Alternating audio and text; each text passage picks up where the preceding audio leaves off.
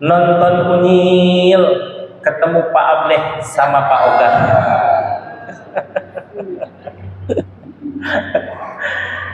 Ibu-ibu yang jualan rujak namanya Bu Bariah. Betul ya?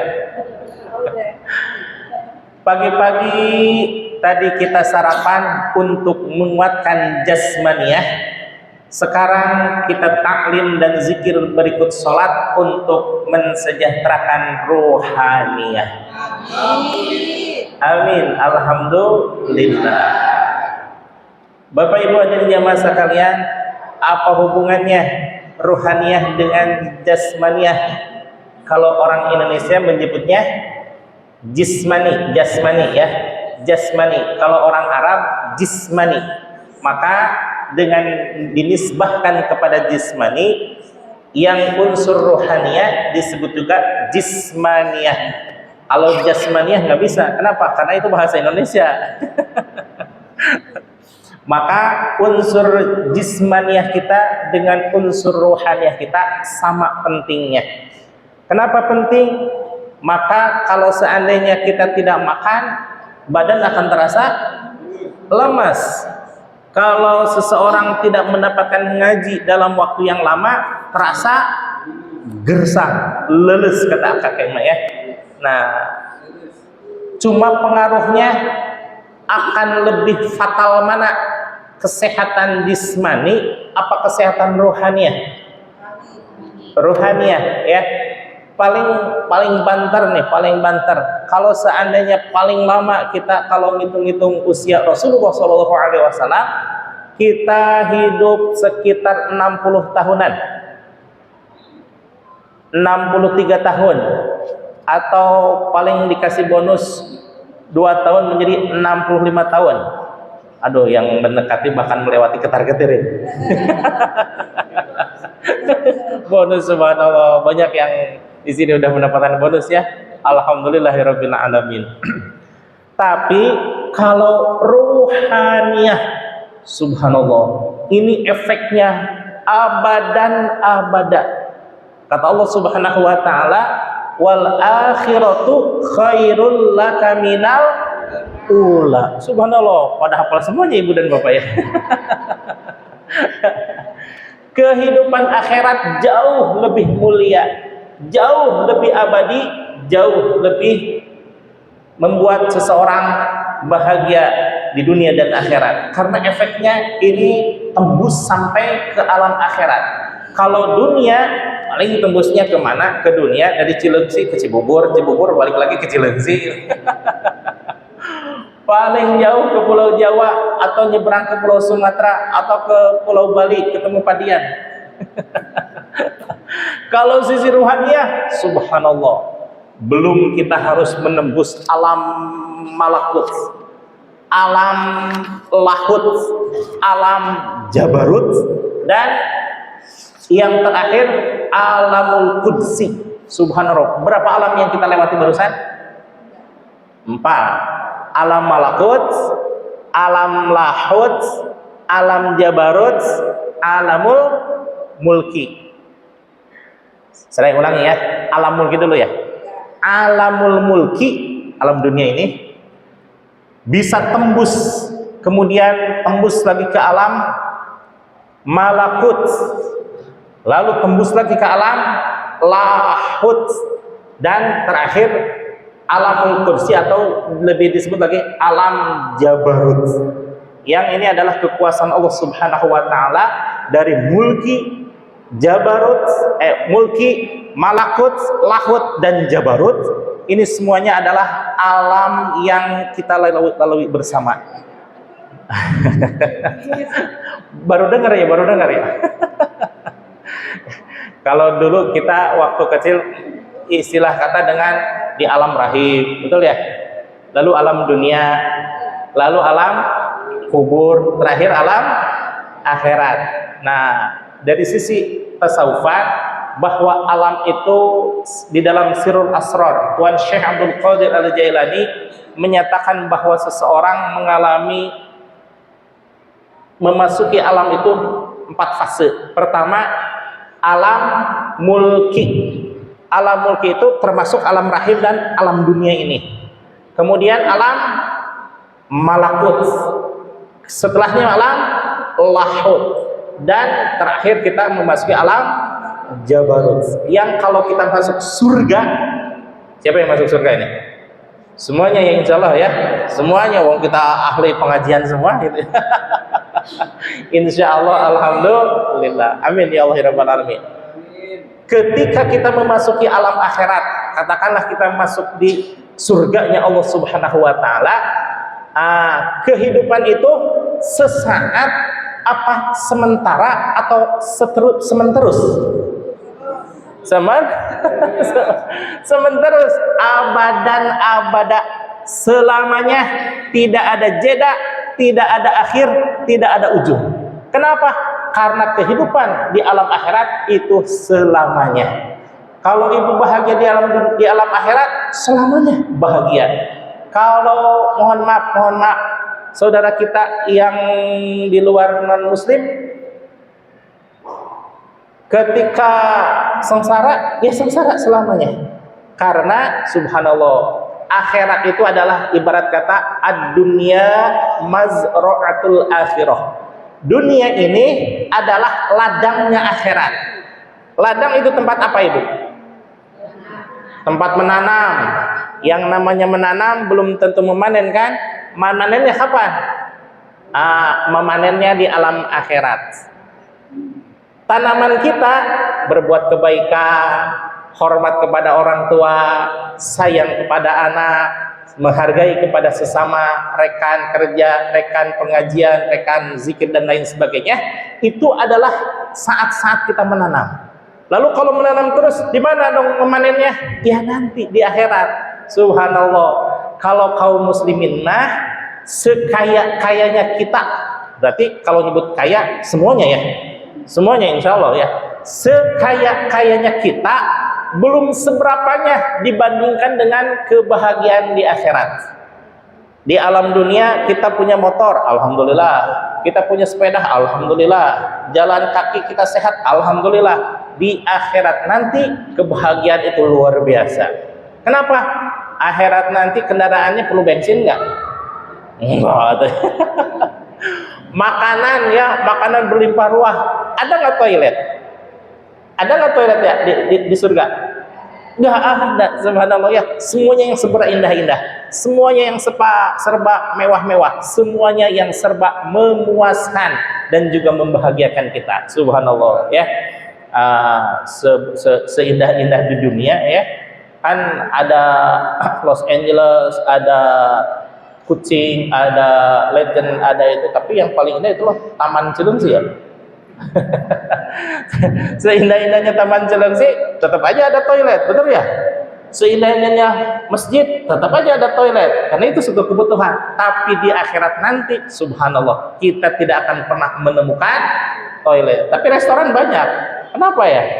Karena diubah oleh Allah Subhanahu wa taala menjadi keringat, dan keringat itu akan menghasilkan wangi semerbak harum minyak kasturi. Tapi kasturi dunia dengan kasturi akhirat lain ibu ya. Kasturi di dunia mah selain wanginya belum seberapa, harus dibeli lagi ya, mana mahal harganya. Tapi kalau di akhirat subhanallah, setiap orang memiliki pabrik kasturi sendiri-sendiri, subhanallah ya. Nah, ini yang akan dibicarakan dan diingatkan oleh Tuan Syekh Ibnu Athaillah As-Sakandari, bahwa aurada alaikal warid, masih sama materinya dengan pekan kemarin, bahwa Allah mengilhamkan kepada engkau sekalian liyukhrijaka min sijni wujudika, untuk mengeluarkanmu dari sisi jasmaniah. Wujudika ini adalah wujud kita yang kelihatan. Secara harfiah memang wujud, tapi dimaknai maknanya ini adalah sisi jasmaniah, sisi basyariah. Allah Subhanahu wa taala mengilhamkan kita, bolehlah kita memperhatikan jasmaniah, Bolehlah kita memperhatikan basyariah jasadiah kita dengan memberikan makanan yang sehat dan bergizi, ya. Kemudian membersihkan dari kuman dengan mandi sehari 2 kali apa 3 kali ini? 2 kali cukup ya, 2 kali. Kemudian berolahraga secara teratur, istirahat yang cukup dan lain sebagainya, sehingga jasmaniah kita dalam keadaan sehat sempurna. Cuma Allah mengilhamkan, paling hidup kita di alam dunia berapa lama, Ibu? Ngitung Rasulullah aja ya, ngitung Rasulullah. Berapa lama? 63 tahun, subhanallah. Padahal nabi-nabi yang dulu, subhanallah, diberikan usia yang panjang-panjang. Nabi Nuh 850 tahun, Nabi Samuel 900 tahun, Nabi Syam'un itu kalau di Betawi disebut Samson, padahal Nabi itu. Nabi Sam'un 950 tahun. Nabi Adam alaihissalam selama 1000 tahun. Subhanallah. Itu Nabi usianya panjang-panjang. Tapi kenapa hanya Nabi Muhammad SAW yang paling dikasih oleh Allah Subhanahu Wa Taala, yang paling dekat dengan Allah Subhanahu Wa Taala, malah usianya pendek? Subhanallah, karena Rasulullah SAW sukses berhasil membawa hampir keseluruhan seluruh sahabat-sahabatnya minaz zulumati ilan nur, dari kegelapan menuju cahaya yang terang benderang. Minaz zulumati ilan nur, dari kebahagiaan, dari kegelapan, dari zaman jahiliyah menuju zaman Islamiyah, sampai Islam tembus keluar Jazirah Arabiyah, kemudian sampai kepada negeri Madinah, kemudian menyeruak ke berbagai benua yang tadinya adalah benua Asia, Makkah Madinah itu, kemudian benua Afrika, benua Eropa, benua Amerika, bahkan tidak lupa pula Cipenjuk termasuk nih ya, termasuk dengan penyebaran agama Islam. Alhamdulillah.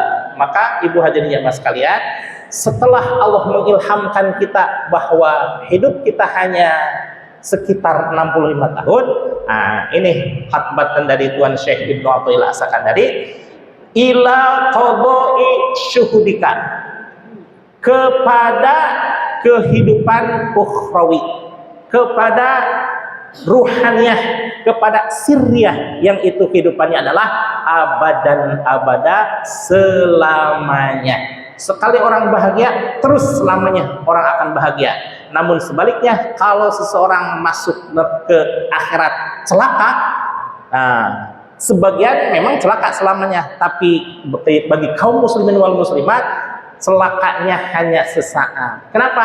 Karena di alam dunia kita mengimani kepada Allah Subhanahu Wa Taala, maka balasannya oleh Allah Subhanahu Wa Taala, ya ibarat kata kalau kaki kita kotor, boleh nggak masuk ke rumah? Tidak boleh ya. Harus gimana dulu? Cuci kaki dulu. Nah, mungkin di saat ibu dan bapak semuanya masuk surga langsung blos gitu ya, tanpa kuota, itu langsung aja itu ya. Tapi subhanallah, saya mah terjerumus dulu, ibu. Kenapa? Kaki saya kotor. Saya harus cuci kaki dulu. Masya Allah ya. Nah, tapi ujung-ujungnya insya Allah hakul yakin, semua kaum muslimin wal muslimat akan masuk ke dalam surganya Allah Subhanahu Wa Taala. Hadirin rahimahullah, berbicara tentang akhir, berbicara tentang amaliyah, ini ada kaitannya dengan kemarin, bahwa ketika amaliyah qalbu dan juga terkait dengan ma'asul qalbi, maksiatnya hati. Tadi kita menggambarkan betapa akhirat itu indah ketika orang itu masuk dalam surga. Kira-kira amaliyah kita semuanya akan terbawa ke dalam surga, atau ada yang balasannya hanya sampai di dunia? Kok bingung? kita ada yang terbawa, ada yang hanya balasannya itu hanya di dunia saja, atau memang ada yang terbawa sampai akhirat? Yakin? Tergantung, bukan tergantung yang menggantung ya. Tergantung saat diri kita waktu, kalau tidak salah waktu di Nurul Falah kedua atau pertama saya lupa. Ibu masih ingat saat semuanya ingin terbawa sampai akhirat, maka itu harus kita niatkan sampai akhirat. Walaupun itu amaliyah dunia, tetapi kalau kita niatnya ingin sampai akhirat, maka insya Allah akan terbawa sampai akhirat. Contoh seperti halnya ibu minum, nah ya seperti ini. Alhamdulillah, nikmat ya Allah. Mudah-mudahan rasa haus ini hilang sampai dengan akhirat, dan nikmatnya ini terbawa sampai akhirat. Kalau kita minum haus, udah sampai di situ. Maka kita niatkan saat ibu merasakan nikmat, saat ibu merasakan nyaman, bahwa kita minta sama Allah, ya Allah semua nikmat ini tolong bawa sampai akhirat. Kenapa? Karena jangankan masalah dunia, punten, ibadah, contoh ibu sholat duha, ibu baca surah Waqiah, ibu baca surah Ar-Rahman. Tapi kalau ibu niatnya, punten, ini memang termasuk ikhlas ya, karena ikhlas itu ada 3. Satu, ada ikhlas yang ingin balasannya di dunia. Contoh, ibu sholat duha, ibu baca Waqiah, ingin balasannya di dunia. Mungkin salah satunya ketika ibu sholat duha ingin rezekinya lancar, ngagolontor. Saat ketika kita baca Waqiah biar lancar lagi, ibu baca surah Ar-Rahman biar banyak yang sayang dan lain sebagainya. Itu nanti saat ketika di padang mahsyar, ketika yaumul mizan, maka saat itulah ketika Allah akan nampakkan pahalanya, dan kita akan bertanya kepada Allah, ya Allah mana pahala duha saya? Kata Allah, udah kan kamu mintanya balasannya di dunia. Maka hati-hati kita ya, ketika mana ya Allah saya baca Waqiah saya, udah kan kamu mintanya pengen kaya, aku sudah kasih kaya. Ketika kita minta balasannya tadi, ketika ya Allah saya baca surah Ar-Rahman biar suami saya sayang, contohnya ya, biar teman-teman sayang sama kita, kita mintanya itu, maka Allah akan balasannya itu cukup di dunia saja. Kata Allah, nanti di akhirat kamu sudah tidak ada lagi. Kira-kira rugi nggak Bu? Rugi, ya sampai bawah akhirat. Tetapi kalau yang kedua, ikhlas yang kedua, saat kita mengamalkan amal ibadah karena ingin masuk ke dalam surga tadi, atau ingin terhindar dari siksa api neraka, ini sudah lumayan, ada bawa-bawa akhiratnya. Maka di situ diri kita insya Allah akan mendapatkan amalia yang nantinya bisa membawakan diri kita untuk masuk ke dalam surga ataupun terhindar dari siksa api neraka. Tetapi punten, tidak semua orang yang masuk ke dalam surga bisa berjumpa dengan sang penguasanya, yaitu adalah owner kita Allah Subhanahu wa taala. Tidak semuanya. Apa yang paling tinggi? Ikhlas yang paling tinggi adalah saat ketika diri kita beramal bukan karena ingin balasan di dunia, bukan ingin balasan di akhirat, tetapi semata-mata diri kita, ilahi anta maqsudi, hanya semata-mata cinta karena Allah. Ibu sholat duha, pokoknya saya cinta sama Allah, biar Allah suka sama saya. Saya sholat baca Al-Quran, saya sholat sunnah, saya bersedekah dan lain sebagainya, semata-mata lillahi ta'ala, karena dengan ingin cinta kepada Allah, maka insya Allah ini balasannya bukan surga lagi, tetapi kita berjumpa dengan Allah Subhanahu wa ta'ala, insya Allah. Dan yang perlu kita ingat, bahwa semua amaliyah yang kita lakukan itu akan dihisab, akan dipertanyakan.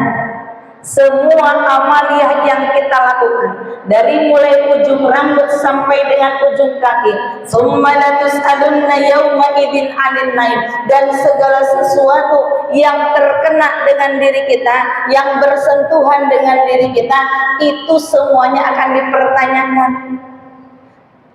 Ini kita sedang bahas maksiat hati.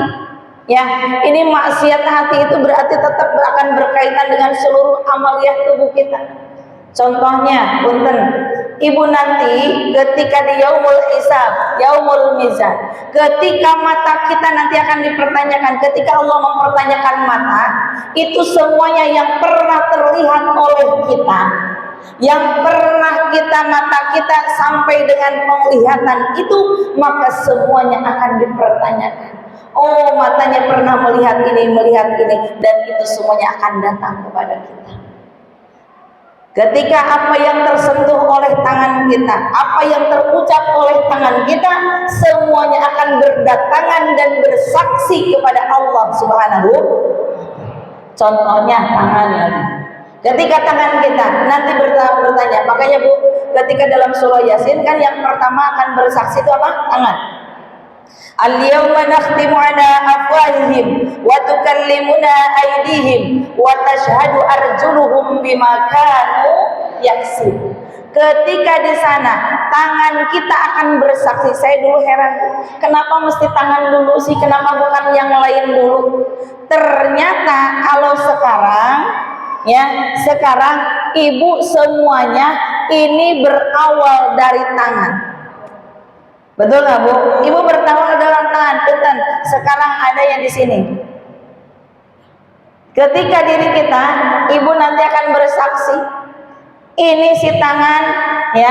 Ketika menggeser A, menggeser B, nge-scroll A, B, C dan lain sebagainya, itu semuanya akan berdatangan kepada kita dan bersaksi kepada Allah. Ya Allah, dengan tangan ini nanti dengan tangan ini ternyata yang di-scrollnya A. Contoh, ini nanti akan datang kepada kita, akan mendatangi saat yaumul hisab, ya, itu akan datang. Kita nggak bisa ngelak, tangan akan berkata, dan semuanya yang tersentuh oleh tangan kita akan bersaksi kepada Allah Subhanahu wa Ta'ala. Tadi, tsumma latus'alunna yawma idzin 'anil, akan dipertanyakan dan akan bersaksi. Ya, maka kita sekarang mudah-mudahan mata kita jaga. Kenapa? Khawatir yang ketika mata kita melihatnya bukan karena mendapatkan ridhonya Allah Subhanahu wa Ta'ala. Saat telinga kita mendengarnya, ini nanti yang didengar oleh telinga kita nanti akan bersaksi, akan datang. Kira-kira Bu, kalau kita berpikir seperti itu, kalau kita terus menelaah seperti itu, kira-kira berat banget nggak Bu? Kenapa? Karena tujuan Allah ciptakan, wa ma khalaqul jinna wal insa illa liya'budun. Tidak semata-mata aku ciptakan jin dan manusia untuk beribadah. Berarti matanya, hidungnya, tangannya, mulutnya sampai dengan bawah sampai ujung kaki, ini semuanya harus bernilai ibadah.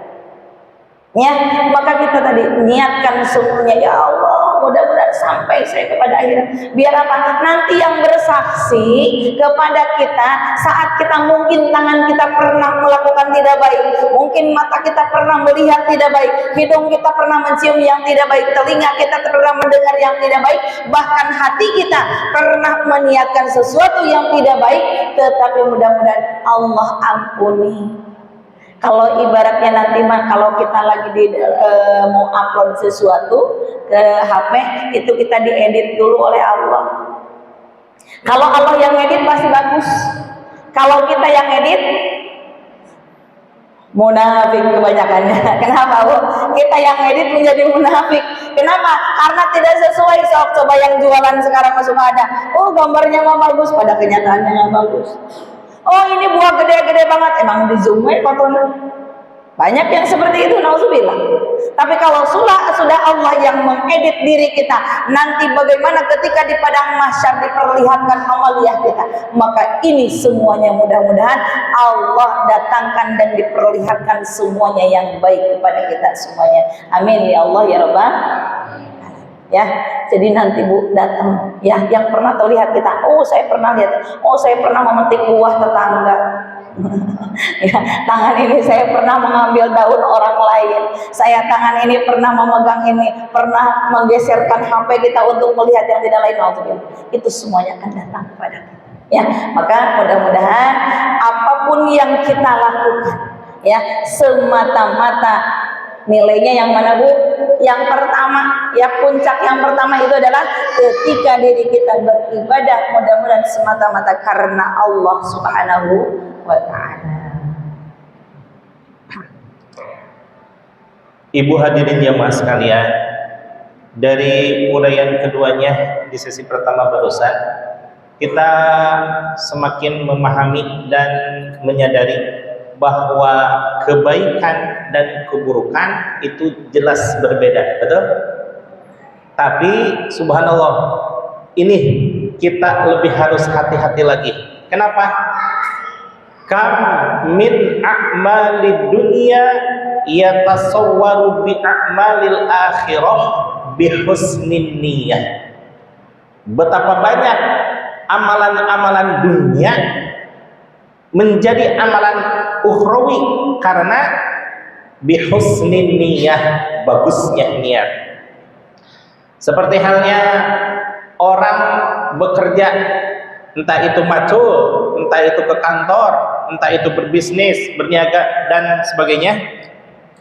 Kelihatannya itu amalan akhirat, amalan dunia.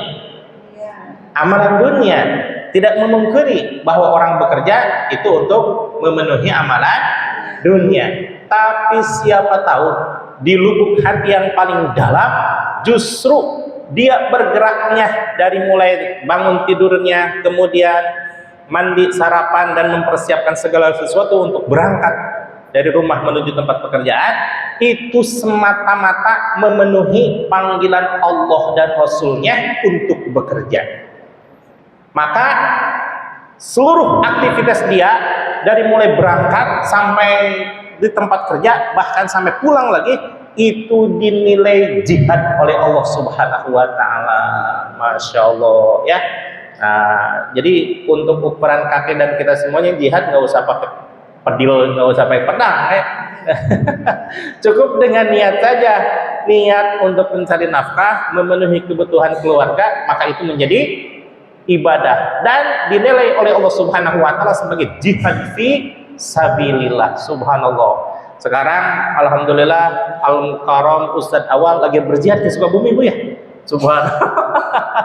Jadi nggak perlu ke Israel, nggak perlu lewat, cukup ke Sukabumi aja itu sudah jihad luar biasa, insya Allah. Tapi sebaliknya Ibu, wa kam min a'malil akhirah yatasawwaru bi a'malid dunya bisu'in niyah. Betapa banyak amalan-amalan akhirat karena jeleknya niat, maka menjadilah amalan tersebut amalan yang hanya berupa duniawi saja. Seperti halnya, mohon maaf, mungkin semua bisa menilai kalau orang mengeluarkan suara la ilaha illallah, la ilaha illallah dan seterusnya, maka itu sedang apa? Sedang zikir, ibadah bukan? Ibadah. Kemudian ketika orang rame-rame menghadiri majlis duha, ngabandalet ngabandalet ya kayaknya. Ngalet ngengkei ngamadet, mau kemana itu ibu-ibu bapak-bapak? Oh, ternyata ke majlis duha yang ada di sekitar Cilengsi. Kelihatan nggak itu bahwa orang tersebut sedang hadir majlis taklim? Ibadah bukan? Ibadah. Kemudian apalagi gitu ya, apalagi orang berangkat ibadah haji, umroh maupun haji, itu hampir satu RT mengantarkannya juga. Luar biasa. Belum di pondok hajinya lagi ya. Wah, berkumpul orang untuk melaksanakan ibadah haji. Itu sedang ibadah bukan? Subhanallah, itu sedang ibadah. Tapi kalau seandainya di lubuk hatinya tersimpan suatu ujub, suatu ria, suatu sum'ah dan lain sebagainya, sebagaimana kemarin dinyatakan di dalam Sulamut Taufik bahwa mim ma'asil qalbi, sebagian dari maksiatnya qalbu itu sum'ah, ingin didengar oleh orang lain, ria, ingin dilihat oleh orang lain, ingin dinilai oleh orang lain, maka itu menjadi kotoran-kotoran hati yang menghalangi sampainya ibadah kita kepada Allah. Ibu hadirin jamaah sekalian, kalau seandainya ibadah kita di hadapan Allah sia-sia, ruginya kita. Rugi. Kalau seandainya ibadah kita tidak bernilai apa-apa, rugi tidak? Rugi. Seandainya ibadah kita yang tadinya membaca waqiah ingin menghasilkan rezeki yang ngagolontor, tapi ternyata seret-seret wae, rugikah kalau niatkan untuk mencari rezeki? Rugi. Tapi niatkan karena yang paling tinggi ibadah seseorang, kalau seseorang itu beribadah niat untuk mencari rahmat dan ridho Allah, itu dahsyat luar biasa. Memang tidak kelihatan karena ya balasannya juga tidak kelihatan. Apa? Kasih sayang Allah. Kasih sayang Allah kelihatan nggak? Enggak. Tapi kerasa nggak oleh semuanya? Kerasa. Itulah kasih sayang Allah ya. Jangankan kasih sayang Allah yang katakanlah 100%, 0,0000001% itu diberikan kepada singa atau macan yang begitu galaknya.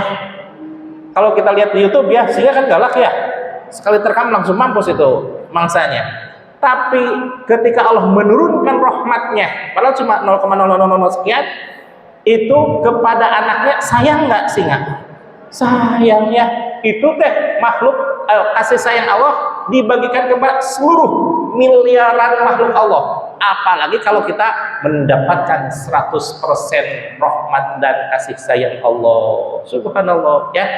Maka dipupuk ibu setiap hari, setiap saat, bahwa niat ibadah kita untuk semata-mata mencari ridho Allah. Maka ulama Syekh Abdul Malik Al-Ghazdas, Syekh Abdul Malik Syekh Abdul Malik mencanangkan suatu munajat yang senantiasa harus dipanjatkan oleh setiap kaum muslimin wal muslimat. Apa itu?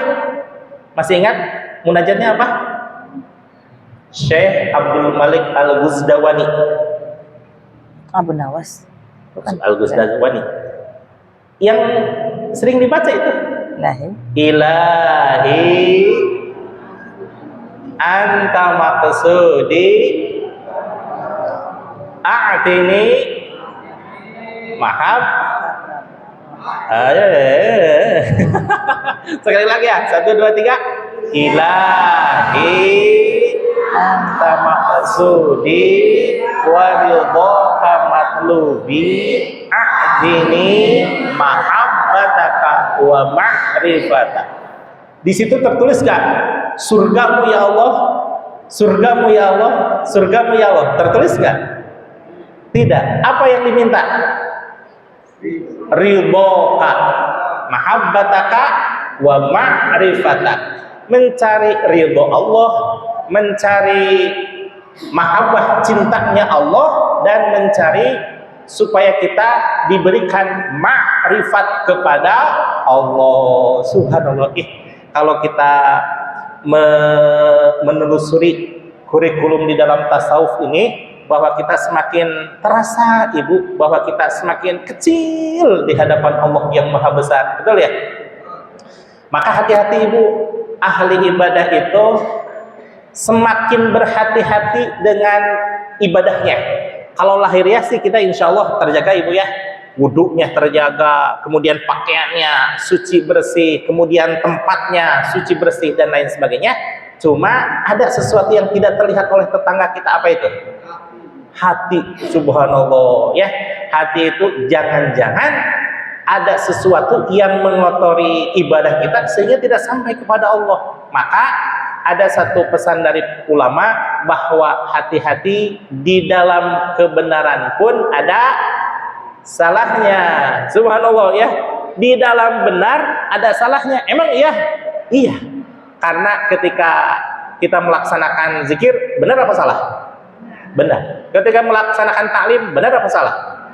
Ketika melaksanakan umroh, benar apa salah? Tapi hati-hati, di dalam semua kebenaran tersebut tersirat di dalam kalbu kita rasa ingin dipuji oleh orang lain. Subhanallah, ya, dengan prasangka bahwa kita lebih baik daripada orang lain, dengan prasangka bahwa oh gini cuma saya aja yang soleh tadi ya, yang lainnya pada kemana tuh? Masya Allah, ya, kalau kita seperti itu, waduh, kita mah itu ya sesuatu atau seseorang yang tidak akan tumbang dengan dimuliakan, dan tidak akan tumbang dengan dihinakan, dan tidak akan terbang ketika dimuliakan, ya. Nah, sekali lagi, tidak akan terbang ketika kita dimuliakan, tidak akan tumbang ketika kita dihinakan. Jadi bagaimana tuh? Lurus aja gitu ya. Ibadah aja kepada Allah. Adapun penilaian orang, terserah ya. Insya Allah mudah-mudahan dengan bergeraknya kita dari rumah ke masjid-masjid atau musola-musola, ketika orang lain melihat, subhanallah, insya Allah mudah-mudahan ini menjadi dakwah, menjadi inspirasi bagi orang lain. Orang lain pun ingin ikut untuk beribadah, melaksanakan taklim, ya. Insya Allah, Ibu kira-kira menghadiri majelis taklim dan majelis zikir banyak manfaatnya apa banyak madorotnya? Pasti ya, banyak manfaatnya. Ya, madorotnya mungkin ya, Ibu harus nyiapin baju, disetrika dan lain sebagainya. Itu mah madorotnya kecil gitu. Itu mah kecil ya. Dilihat dari manfaat kita yang dirasakan jauh lebih besar daripada mafsadatnya, insya Allah. Hadirin rahimahullah, maka salah satu untuk meluruskan tadi terjaganya hati kita dari kemaksiatan hati, karena mungkin kalau Ibu maksiat mata, Ibu masih bisa menerima. Ibu kalau maksiat telinga masih bisa mungkin kita tutup telinga. Tapi kalau maksiat hati diapain Ibu? Ibu mau diginiin? Gak bisa. Ya, saat ketika maksiat hati ini kita yang harus segera sadar. Kenapa? Karena saat sadarnya diri kita, ketika apa yang kita lakukan, apa yang kita pikirkan, ini adalah yang paling penting bagi diri kita. Karena terkadang kita suka merasa baik-baik saja, ya, padahal hati kita terkadang ada kalanya hati itu ya mungkin tadi dilandasi dengan hal yang punten bertopengkan kebaikan, cuma ternyata mungkin itu celah menjadi tidak baik. Maka untuk menjaganya hati, kita sedikit mengulas untayan mutiara dari Syekh Ahmad Shahibul Wafat Tajul Arif. Ini yang pertama untuk menjaganya hati ya.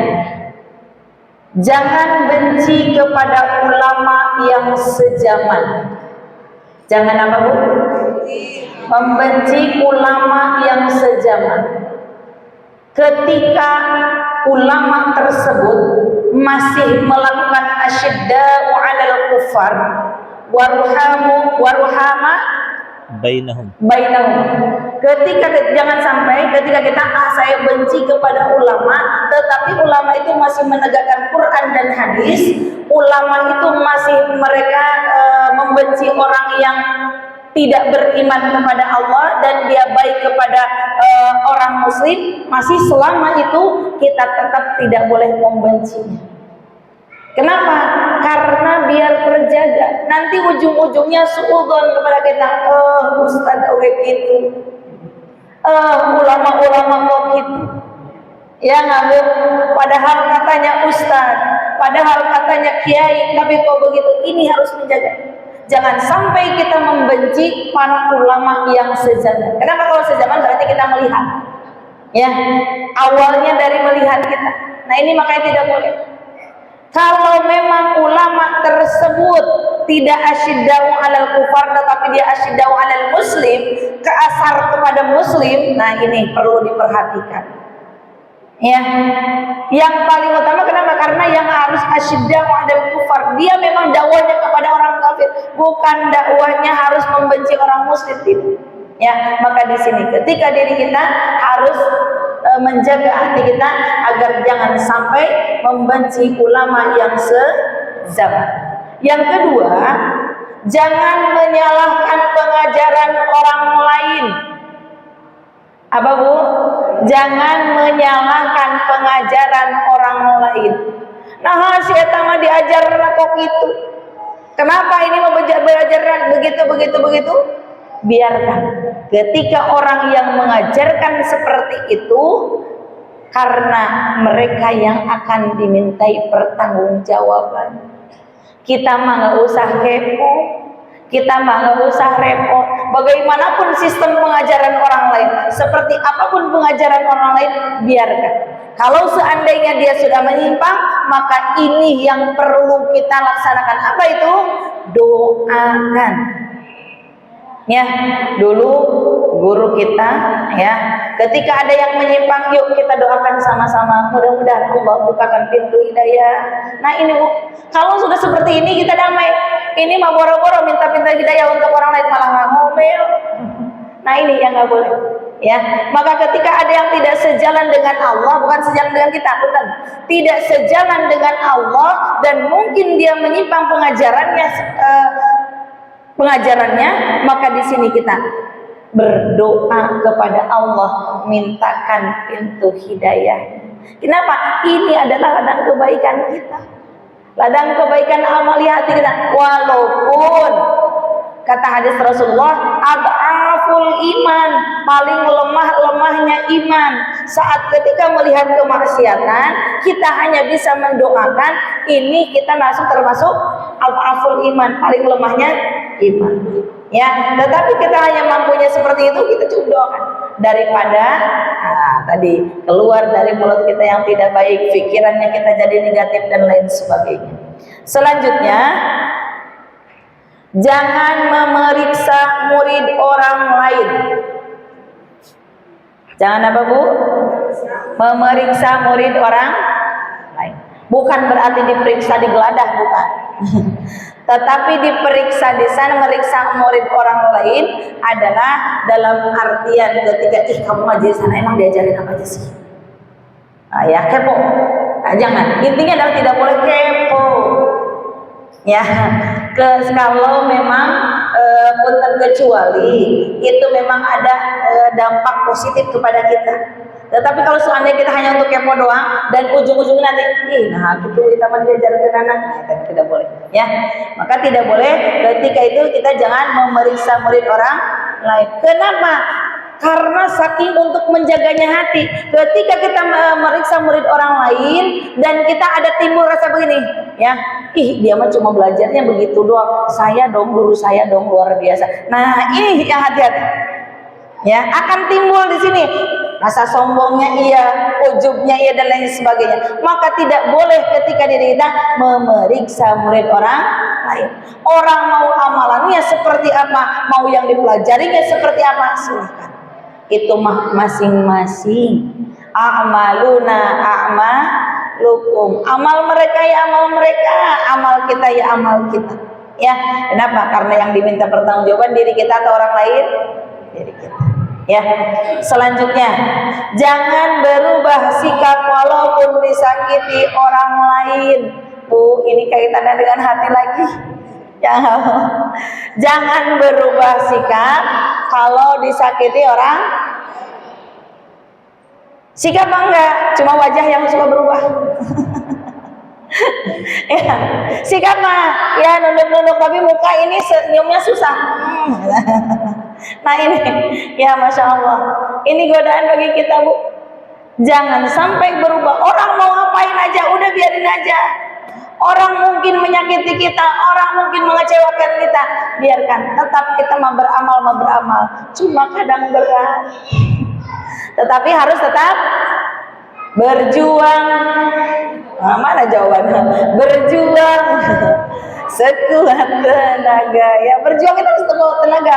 Ini bagaimana mengendalikan emosi kita, mengendalikan ego kita. Kan kita tadi pengen ya biasanya ingin dipuji, ingin dihormati, ingin disayangi, ingin diperhatikan dan lain sebagainya. Tetapi ingat kemarin bahwa alhamdulillah segala puji bagi Allah. Hanya Allah yang berhak dipuji, hanya Allah yang berhak kita agungkan. Saat kita manusia biasa mendapatkan pujian gak ngaruh, mendapatkan cacian gak ngaruh. Tadi ketika orang disanjung gak bakal terbang, ketika dihinakan gak bakal tumbang. Ya, maka diri kita santai aja. Karena ku slow, ya, sungguh slow, santai, santai ya, santai aja. Ya, cuma terkadang, setan tuh, ayo ya. Oh, itu sih itu tuh. Aduh, apalagi kalau udah mau ketemu di jalan, ada jalan, ibu muter dulu. Karena takut ketemu ya. Kenapa? Ayo sih itu nyakitin hati saya. Aduh, saya males banget. Ibu jadi muter. Ternyata dia ikut muter juga. Ya. Ya, maka diri kita ya tidak boleh berubah sikap walaupun disakiti. Bismillah, kita berjuang. Ya, minta sama Allah, ya Allah, saya pengen luruskan hati ini. Cukup Allah lah tujuan saya. Cukuplah Allah yang menilai saya, cukuplah Allah yang memberikan kasih sayangnya. Penuhi kasih sayangmu sehingga saya tidak meminta kasih sayang dari orang lain. Minta sama Allah. Biar apa? Biar kita tidak berharap kasih sayangnya sama manusia. Jadi kita rasanya sudah penuh, saya mah cukup dari Allah sayang. Pujiannya mudah-mudahan nanti sama Allah. Yang penting Allah suka sama saya. Nah itu ya. Yang terakhir, harus menyayangi kepada orang yang membenci. Ibu harus menyayangi kepada orang yang membenci. Kira-kira mudah atau mudah banget? Saya kasih pilihannya, pokoknya mudah sama mudah banget, gak ada yang susah. Kenapa? Kalau sudah susah nanti ibu sampai ke sini, dari sini ke rumah ibu dibawanya susah itu enggak. Saya kasih pilihannya mudah apa mudah banget. Bismillah, mudah ya, mudah-mudahan, mudah-mudahan. Nah ini kan tadi ada mudah-mudahan, mudah-mudahan Allah mudahkan. Ya, saat diri kita tetap menyayangi orang yang membenci kita. Ini Guru Agung, masya Allah Bu, kasih petuahnya yang luar biasa. Ini berkaitan dengan hati, betul? Nah kalau hati mah dijaganya dengan apa? Ya tadi ibu mata, mungkin ibu saya mau pakai kacamata aja, kacamata kuda. Ya kacamata kuda biar nggak bisa lirik kiri kanan. Ibu telinga mungkin masih bisa sumpel dengan headset.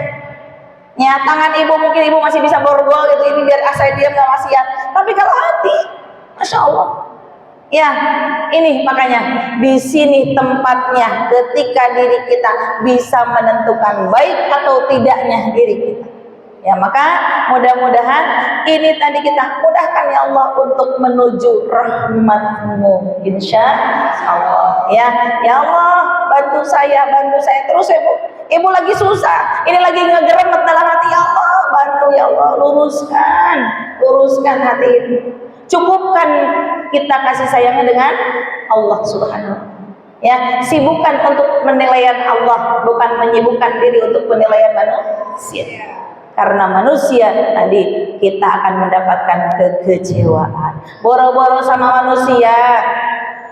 Kadang kita mah sama Allah aja ada rasa kecewanya nggak Bu? Saat ibu doa belum dijabah, kadang ada kecewanya. Saat kita menginginkan A, ternyata sama Allah belum diberi, kadang kita kecewa. Apalagi sama manusia. Padahal kita nggak pantas kecewa sama Allah. Kenapa? Allah sang pemilik, Allah sang owner kita, Allah sang penguasa kita. Masa kita mau itulah ya pokoknya mah. Masa ya kita mau protes gitu sama Allah? Nggak pantas banget ibaratnya ya. Bawahan dan sebawah-bawahnya, ibaratnya kita yang paling bawah, masa mau protes sama atasan ya? Dan kita segala macamnya disokong oleh atasan kita. Ya kan, semuanya. Ibu bisa bergerak mata, ibu bisa bergerak hidung, ibu bisa bergerak hidungnya, ibu bisa menggerakkan tangan, ya, bisa menggerakkan mulut, kita semuanya. Orang Allah kok yang menggerakkan, masa kita mau protes?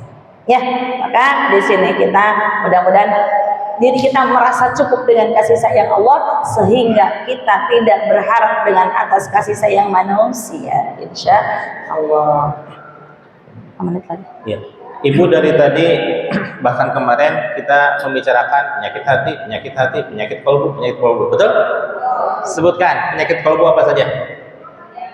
Ria, sum'ah, ingin dipuji, apalagi takabur dan sebagainya, betul? Solusinya kira-kira apa? Pengen solusi dari santri atau solusi dari Kangjeng Nabi? Dari Kangjeng Nabi ya. Nah, oke lah kalau begitu.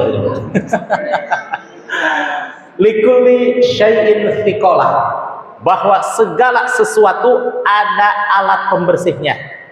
Rambut gatal dibersihkan dengan sampo. Badan gatal dibersihkan dengan sabun. Likulli syai'in, segala sesuatu ada alat pembersihnya. Kalau kolbu, hati yang berpenyakit, apa solusinya? Subhanallah. Sebenarnya pakai rinso juga bisa, Bu. Tapi direndam insya Allah innalillahi sampai orang-orangnya. Tapi kan kita kan gitu ya, bahwa siqalah, likulli syai'in siqalah, segala sesuatu ada alat pembersihnya. Wa thiqalatul qulub zikrullah, dan alat untuk membersihkan hati kolbu yang berpenyakit tiada lain dan tiada bukan, obatnya adalah dengan zikrullah, la ilaha illallah, la ilaha illallah. Sampai kapan? Sampai terus-terusan, sampai kita sudah tidak ingat lagi, sampai kita tidak bernafas lagi, baru bersih itu sebersih-bersihnya, insya Allah. Jadi insya Allah kita berzikir kepada Allah selamanya, Ibu ya. Lalu bagaimana tuh hitung-hitungannya kalau kita berzikir? Emang ada efeknya?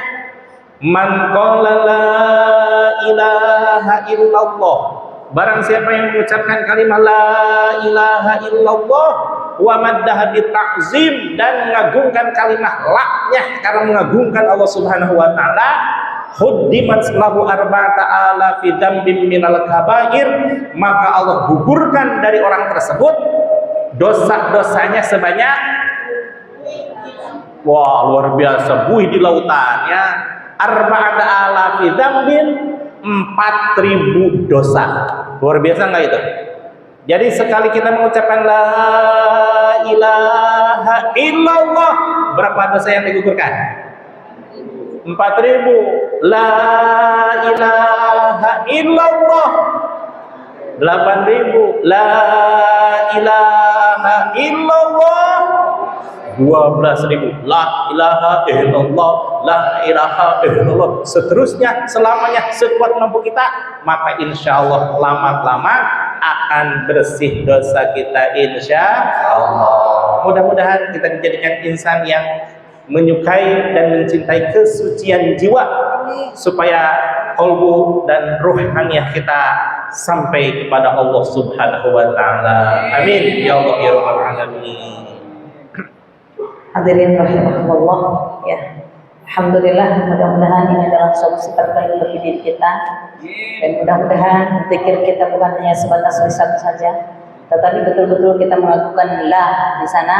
Tiada ilah apapun yang menjadi kecintaan diri kita terhadap sesuatu, hanya illallah lah, hanya Allah lah yang ada dalam qalbu kita, hanya Allah lah yang terus berdenyut di dalam jantung kita, hanya Allah lah yang terus memperhatikan kita, hanya Allah lah yang terus memberikan segalanya kepada kita, hanya Allah lah yang merasa penuh diri kita dengan perhatian Allah Subhanahu wa ta'ala. Maka mudah-mudahan kita terus menggemuruhkan zikirnya sampai dengan terus merasa bahwa diri kita hanya Allah lah yang bisa memenuhi segalanya. Insya Allah ya. Mudah-mudahan kita semuanya istiqomah oleh Allah Subhanahu wa taala. Dari ketiga istiqomah inilah mudah-mudahan Allah turunkan kasih sayangnya, Allah turunkan ridhonya. Ya, makanya kenapa kita senantiasa mengatakan istiqomah, istiqomah, karena biasanya Bu, kalau kita sudah ada yang rutin ya, sudah ada yang rutin, Ini kayak kajian begini rutin.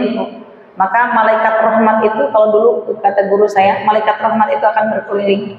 Dan saat itu ketika malaikat menurunkan rahmatnya, ya, maka kalau duduk contohnya ibu harus istiqomah di situ. Kalau ngaji ya harus istiqomah. Khawatirnya saat diri kita, contohnya hari ini hari Sabtu kan setiap Sabtu Sabtu pagi kita sholat duha, sholat tasbih, talim dan lain sebagainya. Seandainya kita sudah biasa, terus tiba-tiba nggak ada, nanti khawatir saat malaikat rahmat mau menurunkan rahmat kepada kita, kemana sih ibu iya nak gitu, nggak ada gitu ya, kemana sih ibu ini yang ada. Makanya ini perlunya kita istiqomah ya, karena tadi malaikat rahmat kita nggak tahu akan turunkan rahmatnya kapan ya. Makanya kita perlunya istiqomah dalam segala sesuatu, mau ngapain aja kita istiqomahkan. Mudah-mudahan saat kita mendapatkan rahmat, kitanya ada di sana. Jangan sampai ketika malaikat rahmat mau turun, mau memberikan, si ibu ini yang biasanya rajin ternyata hari ini nggak ada, nggak jadi balik lagi. Ya, maka kita mudah-mudahan terus Allah istiqomahkan kepada kita, Allah bimbing kita agar mudah-mudahan diri kita sampai dengan husnul khotimah.